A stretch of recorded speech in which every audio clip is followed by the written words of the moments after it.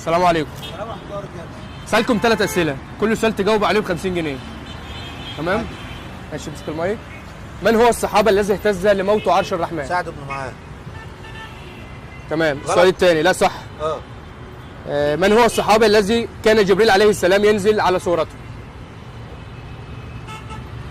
قلت انا السؤال. من هو الصحابي الذي كان جبريل عليه السلام ينزل على صورته؟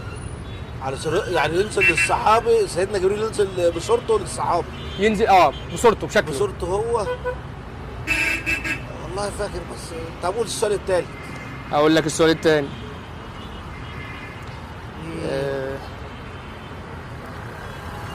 فكر معاه استاذ. من هو الصحابي الذي كانت تسلم عليه الملائكة؟ الصحابي الذي كانت تسلم عليه الملائكة. طب ما تدينا اختيارات. مفيش اختيارات.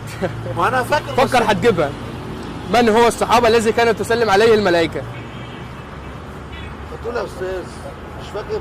طب ادينا اختيارات وانا هنختاره صح. ما عنديش والله اختيارات. والله الاسئله دي اعرفها بس. فكر بس كده. الصيام بقى. الصيام معمل اكيد. مفيش تركيز دلوقتي.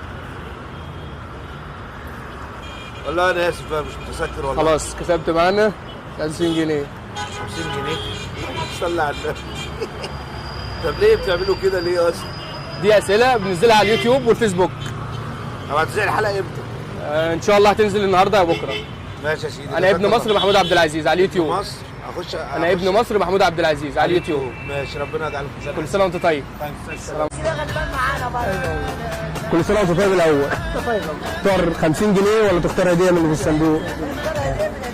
لا كل سنه وانت طيب. كل سنه وانت طيب. لكم هدايا ممكن؟ تمام.